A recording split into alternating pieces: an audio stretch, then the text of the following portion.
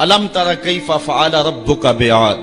अब कुरैश मक्का जो मुसलमानों पे जुल्म सितम करते हैं, तो आद को और समूद को और फिरौन को कुरैश मक्का बखूबी जानते थे, क्योंकि जो आद और समूद हैं ये तो बिल्कुल जो हैं वो अरब के अंदर हैं और ये इन लोगों को अच्छी तरह जानते थे, उनकी कहानियां भी नियाज़बर थी। और फिरौन की गरकाबी मिस्र में अहले किताब बनी इसराइल के साथ इन रवाबत की वजह से उसको भी ये खूब सुन चुके थे। तो अल्लाह ताला जल्ला शानहू ने अगरचे बहुत सारी बस्तियां बर्बाद की हैं, बहुत सारी संगतें तबाह की हैं, लेकिन इनको खास तौर पे इन तीन चीजों की तरफ तवज्जो दिलाई कि आज तुम अपनी छाती चौड़ी करके चलते हो, लेकिन उस कहानी को याद करो। अल्लाह अकबर। अलम तरा कैफा फअल रब्बुक बिआद। क्या तुमने ना देखा कि तुम्हारे रब ने आद के साथ क्या सलूक किया। इरम ज़ातिल इमाद। ये कौन आद थे? ये आदे इरम थे, इन्हें आदे उला भी कहा जाता है। हजरत नूह अलैहिस्सलाम के बेटे हजरत साम और हजरत साम के बेटे नाकूस और उनके बेटे इरम, और इरम का बेटा आद था। और ये अरब बायदा जिसको कहते हैं या जिसको आदे उला और आदे उखरा कहते हैं, ये उसी आद की औलाद से हजरत नूह अलैहिस्सलाम का जो चौथी पुश्त में बेटा है। और ये अरब जो हैं ये सारे सामी हैं और उन नस्ल से जो है वो आए हैं, तो इसलिए इनको ये बखूबी जानते थे जो कि इनके अबो-अजदाद थे। तो अल्लाह ताला जल्ला शानहू ने फरमाया कि अलम तरा कैफा फअल रब्बुक बिआद। जानते हो कि तुम्हारे रब ने आद के साथ क्या किया। आद वही इरम ज़ातिल इमाद, वो इरम वाले आद ज़ातिल इमाद जो ऊंची ऊंची इमारतें बनाते थे। आजकल भी दुनिया पे टावर बन रहे हैं, तो सबसे पहले इस बात का आगाज और इस फन का जो है वो ईजाद जो था वो कौम आद ने किया था। हजरत हूद अलैहिस्सलाम कौम आद की तरफ नबी बनकर आए और उन्होंने उनको समझाया कि जो है वो तुम अल्लाह की तरफ आ जाओ और अपनी जिंदगी के अंदर अच्छाइयां और हुस्न पैदा कर लो। लेकिन उन्होंने अल्लाह के नबी की एक बात ना मानी और कहा कि हमारे ये मजबूत कले और ये कुसूर और आली नस्ब इमारतें तुम इनको नहीं देख रहे, इनकी हैबत क्या है। और फिर चूंकि उनको खुद भी बड़ा वजूद दिया गया था, अल्लाह खुद कहता है अल्लाती लम युखलक मिस्लुहा फिल बिलाद, कि उन जैसा शहरों में पैदा ही ना कोई हुआ था। जितने वो जसीम थे, जितने वो जोरावर थे और उनकी छाती में जितनी ताकत थी, तो अल्लाह ताला फरमाता है कि उन जैसा पैदा नहीं किया गया। लेकिन फिर जमाने ने देखा कि कौम आद के साथ सलूक क्या हुआ। उनकी बस्तियां उलट के रख दी गई और सिर्फ खंडरात बाकी रह गए, जो है वो इबरत की कहानी माबाद आने वाली कौमों को सुनाने के लिए। वह समूद अल्लज़ीना जाबु सखरा बिल वाद, और कौम समूद जिन्होंने वादी में पत्थर की चट्टानें काटी। ये मदीना और शाम के दरमियान ये वादी पड़ती है। हजरत सालेह अलैहिस्सलाम जो है वो इस कौम की तरफ नबी बनकर मबूस हुए थे। ये पत्थरों की चट्टानों को आज भी वादी अल कुरा के अंदर इनके निशानात देखे जा सकते हैं। तो वादी कुरा के अंदर उन्होंने पहाड़ों के पहाड़ चीर के उनके अंदर मजबूत पनागाहें बनाई थी। आज के जमाने में एटम बम भी फेंका जाए तो वो वहां तक ना पहुंच पाए। ये कहते थे कि कोई तूफान, कोई शदीद आंधी और कोई सैलाब हमारा कुछ नहीं बिगाड़ सकता, हम उन महफूज पनागाहों में रहते हैं। लेकिन फिर वो भी इबरत का निशान बन गए। हुआ क्या कि जब वो पत्थरों की चट्टानें चीर करके अपने मकान बनाते थे और इसी शुगल में रहते थे, तो हजरत सालेह अलैहिस्सलाम ने जो है वो पत्थर से जिंदा ऊंटनी निकाल के दिखा दी अल्लाह की इज़्न से और कहा हाज़िही नाक़तुल्लाह, ये अल्लाह की ऊंटनी है। चूंकि ये उस तरीके से नहीं आई है, ये खास वो सारी ऊंटनी अल्लाह की है, लेकिन निस्बत तशरीफिया इसकी तरफ हो गई। अब कहा कि इसकी बारी का हौज का पानी तुमने नहीं पीना, और जब इसकी बारी होगी ये पिएगी, और जब तुम्हारी बारी होगी तो तुम पियोगे। जिस दिन वो ऊंटनी पीती थी तो सारा हौज पी जाती थी, लेकिन ये नहीं था कौम प्यासी रहती, दूध इतना देती कि पूरी कौम सैराब हो जाती। अच्छा, इन्होंने क्या किया, उस ऊंटनी के पांव काट दिए इस तकब्बुर से कि एक तरफ पूरी कौम और एक तरफ ऊंटनी होके, एक जानवर होके उसको ये एजाज और तकरीम और प्रोटोकॉल दे दिया गया कि वो पूरा दिन हौज पे वो मालिकन हो हौज की और हम हौज के करीब ना जा सके। ये उन्होंने नहीं देखा कि हाज़िही नाक़तुल्लाह, ये अल्लाह की ऊंटनी है। निस्बत कितनी ऊंची है यार। आज कितना खूबसूरत घर आप बना लें, अरबों रुपए भी उसके ऊपर सर्फ कर लें, اور قیمتی سے قیمتی پتھر لگا لیں اس کے اوپر، اطلس و دیبا کا کام اس کے اوپر کروائیں، اور اس کے اوپر اعلیٰ سے اعلیٰ سونے اور چاندی اور طلا کا کام کروائیں، لیکن پتھروں سے بنا ہوا سادہ سا گھر بیت اللہ جس کو نسبت میرے رب سے ہے، بھلا کوئی کوٹھی، کوئی محل، کوئی قصر جو ہے وہ اس گھر کی عظمت کو چھو سکتا ہے؟ اس لیے کہ وہ بیت اللہ ہے، تو وہ قوم جتنی بھی سربلند کیوں نہ ہو، اللہ نے اس اونٹنی کو اعزاز یہ دیا تھا ناقۃ اللہ، وہ اللہ کی اونٹنی تھی۔ اچھا، انہوں نے اس کی توہین کی، اس کے پاؤں کاٹ دیے، تو اس اونٹنی کا ایک بچہ تھا، اس نے چیخ ماری، درد سے جب وہ چیخا تو اللہ کا عذاب آ گیا اور یہ عذاب میں مبتلا ہو گئے۔ اللہ اکبر، قوم عاد کا جو حال ہوا، قوم سمود کا پھر جو حال ہوا، وہ زمانے نے دیکھا۔ آگے ارشاد فرمایا وَفِرْعَوْنَ ذِي الْأَوْتَادِ، وہ فرعون جو کیلوں والا تھا۔ یہ ذی الاوتاد اس کو کہا گیا، اس کی کئی مفسرین نے وجہ بیان کی ہیں۔ اس کا اتنا بڑا لشکر تھا کہ لشکر میں جہاں پڑاؤ کرنا ہوتا، اس لشکر کے لیے جو خیمے لگائے جاتے، اس خیمے کی تنابیں جن کیلوں کے ساتھ باندھی جاتی، 70 اونٹ ان کیلوں کو اٹھا کے چلتے تھے، اس لیے کہا گیا یہ میخوں والا فرعون ہے۔ یا مفسرین نے کہا دوسری وجہ یہ ہے کہ جو فرعون کی بات نہ مانتا تو اس کو جو ہے وہ لٹا کر کے اس کے ہاتھوں اور اس کے پاؤں کے اندر میخیں ٹھونک دیتا تھا، نام پڑ گیا میخوں والا فرعون۔ تو جس کو اتنا ناز تھا کہ کوئی میری جھوٹی خدائی سے سر کیوں پھیرے، اور اس کو وہ عبرتناک سزا دیتا تھا، پھر فرعون وہ نیل کی موجوں میں بے بس تھا اور ہاتھ جوڑ کے کہہ رہا تھا آمنت برب موسیٰ، میں اب موسیٰ کے رب پہ ایمان لاتا ہوں، لیکن پھر اس وقت اس کا ایمان لانا فائدہ بخش نہ ہوا۔ تو اللہ فرماتا یہ سب کچھ تم دیکھ چکے ہو۔ الذین طغوا فی البلاد، یہ وہ لوگ ہیں قوم عاد، قوم سمود اور فرعون جنہوں نے شہروں میں سرکشی کی، اللہ کے حکموں کو توڑا، جھوٹی خدائی کے دعوے کیے۔ پھر کیا ہوا؟ فَأَكْثَرُوا فِيهَا الْفَسَادِ، پھر انہوں نے بہت زیادہ فساد پھیلا دیا۔ اللہ تعالیٰ جل شانہ نے ان کی شر کو، ان کے فساد کو جو وہ کرتے رہے اللہ دیکھتا رہا، لیکن جب حد سے زیادہ ہی بڑھنے لگے فَصَبَّ عَلَيْهِمْ رَبُّكَ صَوْتَ عَذَابٍ، تو پھر تیرے رب نے ان پر اپنے عذاب کا کوڑا برسایا۔ پھر جو ان کا حال ہوا، اللہ اکبر، ان ربک لبالمرصاد، بے شک تمہارے رب کی نظر سے کچھ غائب نہیں ہے، تمہارا رب تمہارے ایک ایک عمل کو، ایک ایک کرتوت کو دیکھ رہا ہے۔ اے قریش مکہ، تم کیا ہو؟ تمہاری کیا حیثیت ہے؟ عاد و سمود کی بستیاں تمہارے رب نے الٹ کے رکھ دی، تمہارے رب نے فرعون جس کو جھوٹی خدائی کا گھمنڈ تھا لشکر سمیت نیل کی موجوں میں ڈبو دیا، تو کیا تم باقی رہو گے؟ اس لیے ان کہانیوں کو بیان کیا۔ فَصَبَّ عَلَيْهِمْ رَبُّكَ صَوْتَ عَذَابٍ إِنَّ رَبَّكَ لَبِالْمِرْصَادِ۔ یہ کہانی بیان کرنے کے بعد انسان کی ایک کج فکری پر اللہ تعالیٰ نے کتنی خوبصورت جو ہے وہ چیز ارشاد فرمائی۔ فَأَمَّا الْإِنسَانُ إِذَا مَا ابْتَلَاهُ رَبُّهُ فَأَكْرَمَهُ وَنَعَمَهُ فَيَقُولُ رَبِّي أَكْرَمَنِ۔ انسان کی فطرت ہے جب اللہ تعالیٰ اس کو رزق دیتا ہے، دولت کے دروازے اس کے لیے کھولتا ہے، اس کو جاہ و منصب ملتا ہے، اور یہ اللہ تعالیٰ اس کو جاہ و منصب دے کے، دولت دے کے، اس کو پیسہ روپیہ دے کے اس کی آزمائش کرتا ہے، لیکن اس کو آزمائش نہیں سمجھتا۔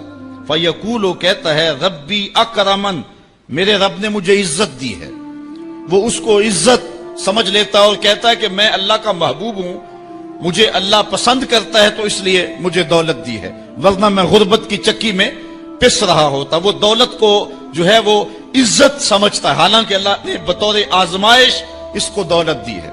جب کسی بندے کو پوچھا جائے نا بتا کیا حال ہے، تو اگر اس کے پاس دولت کے انبار، وہ کہتا ہے بڑا فضل ہے اللہ کا۔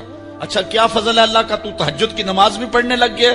نہیں، میں تو 5 بھی نہیں پڑھتا۔ اچھا کیا فضل ہے کہ اللہ نے تجھے یہ کرم کر دیا کہ تیری زبان پہ جھوٹ نہیں آتا؟ نہیں، میں تو صبح و شام جھوٹ بولتا ہوں، ٹیکس بھی چوری کرتا ہوں، میں تو سب کچھ کرتا ہوں، تو پھر کیا فضل ہے؟ کہتا مجھے دولت دے دی گئی۔ تو یہ انسان کی فطرت ہے کہ دولت جو مل جائے اس کو تو اس کو فضل الہی سمجھتا ہے، وہ ناجائز طریقے سے بھی لے تو اس کو بھی فضل سمجھتا ہے۔ کبھی آپ نے دیکھا ہوگا کہ سراسر کمائی حرام کی ہے، ناجائز فروشی کے ساتھ، رشوت کے ساتھ اور کیا کیا دھندے کے ساتھ اس نے جو ہے وہ دولت کمائی، اور عالی نسب کوٹھی بنا کے اوپر لکھ دیا ھذا من فضل ربی، یہ میرے رب کا فضل ہے۔ حالانکہ یہ تو قہر تھا، آزمائش تھی اس کے اوپر، لیکن وہ شیطان نے اس کو جس راستے پہ لگایا اور شیطانی دھندے کے ساتھ جو اس نے دولت کمائی، اس کو بھی یہ فضل ربی قرار دے رہا ہے اور سمجھتا ہے کہ واقعی میں رب کا فضل ہے۔ نہیں، اللہ فرماتا ہے ایسا نہیں ہے، یہ اس کی کج فکری ہے۔ فضل یہ نہیں ہے کہ کسی کو دولت دے دی جائے، فضل یہ ہے کسی کو تہجد کے سجدوں کی توفیق دے دی جائے، فضل یہ ہے کسی کے سینے کے اندر ایمان کا چراغاں کر دیا جائے، فضل یہ ہے کہ کوئی شخص جھوٹ بولنا چاہے بھی ایک غیبی طاقت زبان کو پکڑ لے، میرے بندے تو محمد عربی کا نوکر ہے اور محمد عربی صادق بھی تھا، امین بھی تھا، تو جھوٹ بولنا اچھا لگتا ہے تو وہ جھوٹ بولنا چاہے بھی تو نہ بول سکے۔ یہ ہے رب کا فضل، یہ ہے رب کی کرم نوازی اور یہ ہے رب کے رحم کا انداز۔ لیکن انسان کی کج فکری ہے، اللہ آزماتا ہے اس کو دولت دے کے، حالانکہ دولت کی آزمائش بہت ڈاڈی آزمائش ہے۔ حضرت عبداللہ ابن مبارک کہتے ہیں ہمیں غربت سے بھی آزمایا گیا اور دولت سے بھی آزمایا گیا۔ غربت کی آزمائش میں تو ہم پورے نکلے، لیکن دولت کی آزمائش میں ہم پورے نہ نکل سکے۔ یہ آزمائش زیادہ سخت آزمائش ہے، لیکن فیقولو بندہ کہتا ہے ربی اکرمن، میرے رب نے مجھے عزت دے دی ہے۔ کوئی عہدہ مل جائے، کوئی شان و شوکت دنیا کی مل جائے، چاہے وہ اس کا ذریعہ کوئی بھی ہو، بندہ کہتا ہے جی فلاں پہ بڑا ہی اللہ کا فضل ہو گیا۔ یار ایک معمولی شخص تھا، گلی سے نکلا، اب دیکھو جو ہے وہ وزارت کا قلم دان تھامے ہوئے ہے، بڑا فضل ہوا۔ کیا فضل ہوا اس کے اوپر کہ اس نے جائز ناجائز ہر راستہ جو ہے وہ اختیار کیا اور رب کو قدم قدم پہ ناراض کیا، اور ہم اس کو فضل گردان رہے ہیں۔ کہا فضل نہیں ہے، یہ ڈاڈی آزمائش ہے۔ لیکن انسان کی کج فکری ہے، وہ اس کو فضل کہہ رہا ہے۔ اچھا ایک اور انسان کی کج فکری دیکھیے، وَأَمَّا إِذَا مَبْتَلَاهُ فَقَدَرَ عَلَيْهِ رِزْقَهُ فَيَقُولُ رَبِّي أَهَانَنِ، اور اگر اللہ آزمائے اس کا رزق اس پر تنگ کر دے، فَيَقُولُ تو پھر کہتا ہے ربی اہانن، میرے رب نے تو مجھے خار کر دیا، میرے رب نے تو مجھے ذلیل کر کے رکھ دیا۔ یہ فطرت ہے انسان کی کہ اس کو تھوڑی سی سختی ملے، دولت کے انبار جو تیزی کے ساتھ آ رہے ہیں تھوڑا سا کم ہو جائیں اور اس کو غربت کی چکی میں پیسا جائے، تو یہ بھی اس کی آزمائش تھی۔ دولت دے کے آزمائش کی گئی کہ کیا راہ خدا میں لٹاتا ہے کہ نہیں لٹاتا، میرے راستے کے اندر اس کو خرچ کرتا ہے کہ نہیں کرتا۔ یتیم، غریب، مسکین، لاچار، مجبور، نانے شبینہ کو ترستے ہوئے، بیمار، کیا ان کو ڈھونڈ ڈھونڈ کے ان کی دہلیز پہ پہنچتا ہے کہ نہیں پہنچتا۔ ایک تو یہ آزمائش تھی، لیکن اس نے اس کو آزمائش نہیں، اس کو عزت سمجھ لیا۔ اس نے کہا کہ میرا اللہ میرے پہ راضی ہے تو تبھی اتنی دولت دی ہے۔ اچھا اگر دولت اللہ کی رضا کی علامت ہوتی تو فرعون دولت مند نہ ہوتا، قارون کو خزانہ نہ دیا جاتا۔ اور دوسری بات، جب اس کو دولت نہیں دی جاتی، غربت میں آتا ہے تو کہتا میرے رب نے مجھے رسوا کر دیا۔ یہ بھی اس کی کج فکری ہے۔ یار وہ بھی تو ہوئے ہیں کہ زمانے کے اندر ایک پھوٹی کوڑی بھی ان کے پاس نہیں رہی ہے۔ اللہ اکبر، آؤ دیکھو فقر بو ذر کو سلام کرو، آؤ دیکھو فقر اویس کو سلام کرو، اچھا آ جاؤ حضور کی دہلیز پہ فقر محمدی کو سلام کرو۔ یہ عزت ہے، عزت، یہ بھی آزمائش ہے۔ اللہ دیکھتا ہے کہ فقر کی آزمائش میں کون پورا نکلتا ہے۔ زبان پر جو ہے وہ ناشکری کے لفظ تو نہیں لاتا، مل جائے اللہ کی طرف سے عطا ہو تو وہ بھی آزمائش ہے کہ اس پہ شکر ادا کرتا ہے کہ نہیں کرتا، اور نہ ملے تو یہ بھی آزمائش ہے کہ اس پہ صبر کرتا ہے یا کہ نہیں کرتا۔ واویلا کر دیا، شور و غل مچا دیا، لٹ گیا، میرے پاس کچھ دیا، اپنی غربت کے اشتہار لگا دیے۔ ایک ایک شخص کے آگے ہاتھ پھیلاتا پھرتا ہے، اپنی غربت کی عزت کو پامال کر رہا ہے، اس امتحان میں ناکام ہو گیا۔ اب سنو اللہ کیا ارشاد فرماتا ہے، کلا بل لا تکرمون الیتیم، تم کہتے ہو کہ ہمیں دولت نہیں ملی تو رسوا کر دیا گیا، اور دولت مل گئی تو اللہ کا فضل سمجھتے ہو۔ اللہ فرماتا ہے ایسا نہیں ہے۔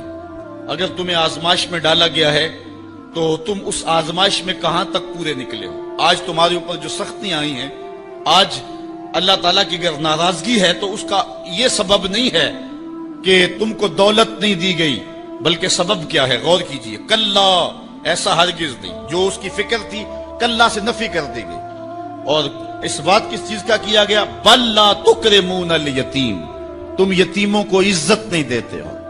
اصل بات یہ ہے جو بات سوچنے کی ہے۔ اب قرآن کا یہاں اسلوب دیکھیے، میں قربان جاؤں قرآن کے اسلوب پہ۔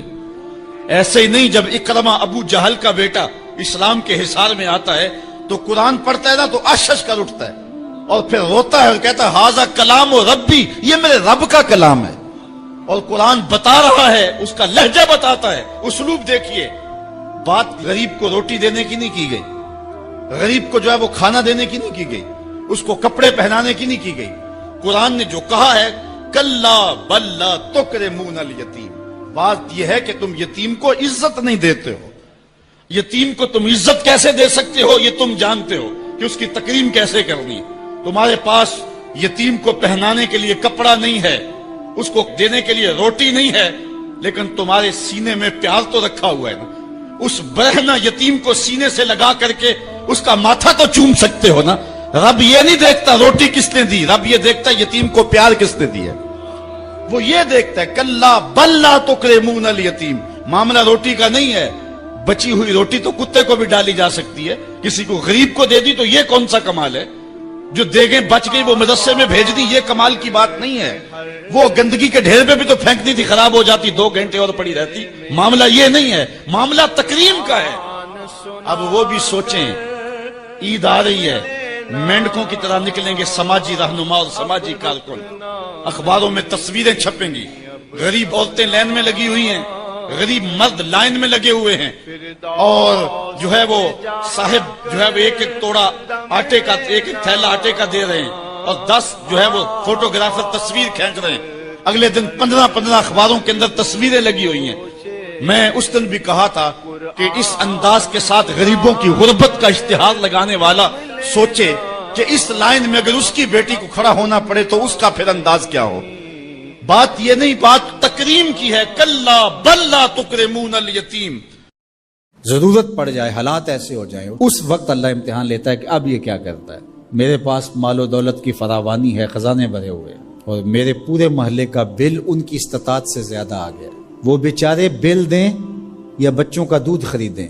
اب امتحان آیا تھا سیٹھ صاحب کا، اب امتحان آیا تھا امیر شہر کا، اب امتحان آیا تھا اس دولت مند کا۔ امام شافعی فرماتے ہیں نقص اموال کا مفہوم یہ ہے، اللہ اب پرکھتا ہے کہ اب یہ تجوریاں کھولتا ہے یا اب یہ موقع سے فائدہ حاصل کر کے مزید دولت اکٹھی کرتا ہے۔ جب دولت اوپر سے بھی آ رہی ہو اور بندہ آگے بھی خرچ کر رہا ہو، وہ امتحان نہیں ہوتا، اس لیے کہ اوپر سے بھی آ رہی ہوتی ہے اور بندہ آگے سے بھی خرچ کر رہا ہوتا ہے۔ جب دروازے اوپر سے بند ہو جائیں، حالات اس طرح کے ہو جائیں، اب اگر وہ خرچ کرے گا تو اب نقص اموال کا اندیشہ ہے۔ تو کہا یہ تھا امتحان، اللہ دیکھتا ہے کہ اس امتحان میں کون پورا نکلتا ہے۔ یہ اللہ آزماتا ہے، اس وقت آزمائش ہے امیروں کی، غریبوں کی تو ہے ہی ہے۔ غریب تو بیچارے مر گئے ہیں، ان کے پاس ہی کچھ نہیں رہا، ان کی تو زندگی زہرناک ہو گئی ہے، وہ تو جس حالت میں ہیں الیاذ باللہ۔ لیکن اس سے بڑا امتحان امراء کا ہے، اہل ثروت کا ہے۔ یہ ہے ابتلا جو امام شافعی فرماتے ہیں۔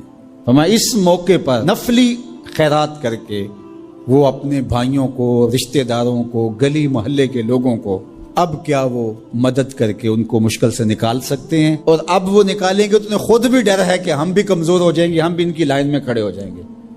اللہ فرماتا ہے یہی تو ہم نے تم سے امتحان لینا تھا، اور اگر تم امتحان دے دیتے، کامیاب ہو جاتے، تمہیں اس لائن میں نہ آنے دیتے، ان کو بھی اٹھا کے اللہ اوپر کر دیتا۔ کسان سب سے اچھے دانے سنبھال کے رکھتا ہے، جو بیج ہوتا ہے وہ سب سے بہتر ہوتا ہے، اس کو زمین میں دانہ ڈالتے ہوئے کوئی جھجک نہیں ہوتی کہ مٹی میں دانے رول رہا ہوں، اس لیے جھجک نہیں ہوتی کہ وہ اپنی آنکھوں سے کئی بار مشاہدہ کر چکا ہے کہ میں ایک دیتا ہوں، اللہ کئی عطا کرتا ہے، اس لیے وہ اچھے دانے زمین میں ڈالتا ہے۔ کوئی کسان ایسا تو نہیں کرتا کہ مریل بیج ڈال دے، وہ کہتا ہے ساری محنت ضائع چلی جائے گی۔ تو اسی طرح تم راہ خدا میں دو تو سب سے اچھا دو، یہ نہیں ہے کہ جو سب سے کمزور ہے وہ تم اللہ کی راہ میں دے دو۔ یہ ہم نے ایکسپورٹ کوالٹی نکال لی، باغ سے پھل توڑا، یہ ایکسپورٹ کوالٹی ہے، یہ دوستوں کے لیے تحائف تیار کر رہے، یہ گھر والوں کے لیے، یہ ہم منڈی میں بھیج رہے ہیں، اور باقی جو آخر میں رہ گیا کمزور سڑا ہوا اس کا ڈھیر لگا دیا، یہ غربا کے لیے۔ اللہ تعالیٰ فرماتا ہے اگر تمہیں اس طرح کا دیا جائے تو تم اس کو قبول کرو گے، لستم بآخذی ہے، تم کبھی بھی اس کو قبول نہیں کرو گے۔ تو فرمایا اللہ بھی غنی ہے، اس کی راہ میں ردی کیوں دیتے ہو، اللہ کی راہ میں سب سے اچھا دو۔ یہ تو پکی بات ہے، جس نے اللہ کے گھر کی تعمیر کی، اللہ اس کے لیے جنت میں محل بناتا ہے۔ اور یہ لازمی نہیں ہے کہ کوئی بہت بڑی جامع مسجد بنائی، بلکہ تتر کے گھونسلے کے برابر بھی اگر کسی نے مسجد بنائی، تتر کا گھونسلہ پوری اینٹ کا بھی نہیں ہوتا، آدھی اینٹ کا ہوتا ہے۔ دوسرے لفظوں میں کہیں، جس نے کسی مسجد کی تعمیر میں آدھی اینٹ دی، اللہ اس کا محل بھی جنت میں بناتا ہے۔ کتنا کریم، اللہ اکبر۔ حدیث پاک میں آتا ہے جب کوئی شخص فوت ہو جاتا ہے تو اس کے اعمال کا سلسلہ منقطع ہو جاتا ہے، لیکن 3 عمل اس کے باقی رہتے ہیں۔ ایسا صدقہ جو تسلسل کے ساتھ باقی رہتا ہے، مسجد بنوا دی، دارالعلوم قائم کر دیا، پانی کا کنواں کھدوا دیا، ہاسپٹل بنا دیا، ایسا سلسلہ کر دیا کہ جو جاری رہتا ہے۔ دوسرا، او علم ينتفع بہ، یا ایسا علم جس سے لوگوں کو نفع پہنچے۔ ادارہ قائم کیا، لوگوں نے وہاں حفظ قرآن کیا، دین کا علم سیکھا، لوگوں کو فائدہ پہنچا۔ جب تک علم آگے بڑھتا رہے گا، جس نے انتظام و انصرام کیا، اللہ اس کے نامہ اعمال کے اندر اجر داخل فرماتا رہے۔ بلکہ اس کی تشریح میں دیکھ رہا تھا کہ صرف علم دین ہی نہیں، ہر وہ علم جو نافع ہو، اگر کسی نے کسی کو کوئی ہنر سکھا دیا اور اس کے ذریعے وہ حلال رزق کمانے لگا، اپنے بچوں کی ضرورت کو پورا کرنے لگا، جس نے ہنر سکھایا تھا اللہ اس کو بھی اجر عطا کرے گا۔ یہ جو بخل کرتے ہیں نا کہ کوئی ہنر سیکھنے آ جائے تو اس کو وہ 3 4 ماہ تک کاج کرنے پہ لگائے رکھتے ہیں۔ یہ ورک شاپوں میں جو کچھ ہوتا ہے، وہ استاد اسے فن دیتا ہی نہیں، چھپا کے رکھتا ہے۔ 8 سال 7 سال کھجل کرتا ہے اس کو۔ حالانکہ جو بچہ سکول نہیں جا سکا اور ورک شاپ میں کام سیکھنے آیا ہے، درزی کے پاس کام سیکھنے آیا ہے، اور دیگر کوئی فن سیکھنے آیا ہے، تو اس کا مطلب ہے کہ گھر میں غربت اتنی ہے کہ یہ بچہ پڑھنے نہیں جا سکا، مجبوریوں نے اسے کام پہ کھینچ کے بھیج دیا ہے۔ یا 3 ماہ لگا دیے اس کو صرف کاج سکھانے پہ، اور اس کو پانا دے کر کے صرف پہیا کھولنے پر 3 ماہ ضائع کر دیے۔ آپ اس کو 6 ماہ میں کاریگر بنا کے بھیج دیں، وہ روزی کمانے لگے گا، عرش کا رب آپ پہ بڑی رحمت نازل فرمائے۔ یہ کیا ہوا کہ آپ اس کو 6 سال تک اپنے پاس بٹھائے رکھتے ہیں اور 6 سال تک اس کو کام نہیں سکھاتے؟ یہ غریب گھر کا بچہ سیکھنے آیا ہے، ماں روزانہ روٹی دے کے بھیجتی ہے کہ میرا لال جلدی کام سیکھ جائے، بہنیں اس کی جوان ہو رہی ہیں، میں ان کے ہاتھ پیلے کرنے ہیں، اور اس نے کاجوں پہ لگایا ہوا ہے۔ یہ ابھی تک اس کو کچھ سکھا ہی نہیں رہا، 6 سال اس کے ضائع کر رہا۔ ذرا غور کیجئے، وہ کمائے گا، اس کی بہنوں کے ہاتھ پیلے ہوں گے، اپنے گھروں میں جائیں گی، آباد ہوں گی، اللہ اس کے رزق میں اس کے صدقے سے برکت ڈال دے گا۔ یہ کہتا ہے ٹھیک ہے، اس سے بھرپور فائدہ حاصل کر لو، اللہ پر بھی یقین رکھو، وہ تمہیں فائدہ دینے والا ہے۔ تیسری بات ارشاد فرمائی، او ولد صالح یدعو لہ، نیک اولاد جو ماں باپ کے لیے دعا کرے۔ صالح اولاد وہی ہوتی ہے جو ماں باپ کے لیے دعا کرے۔ 5 گانا نماز کی عادت رکھنے والی اولاد ماں باپ کے لیے اسپیشل الگ دعا نہ بھی کرے تو دن میں کتنی مرتبہ کہے گی، ربنا اغفر لی ولوالدی، اللہ مجھے بخش دے، میرے ماں باپ کی مغفرت فرما دے۔ اچھی اولاد ماں باپ کے لیے نعمت ہے، اس کی آنکھوں کی بھی ٹھنڈک ہے، دل کا بھی قرار ہے، آخرت کی بھی بہار ہے۔ اللہ جل شانہ ہمیں اپنی راہ میں صدقہ کرنے کی توفیق رضانی فرمائے، خیر کی راہوں کا مسافر بنائے، اچھے لوگوں کی سنگت عطا کرے۔ کر کر یاد سجن نو کھاندے،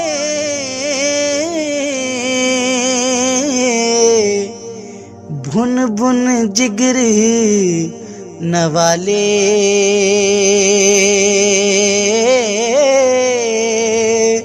شربت وانگ پیارے ہتھوں، پیون زہر پیالے، شربت وانگ پیارے ہتھوں، پیون زہر پیالے، لے لیا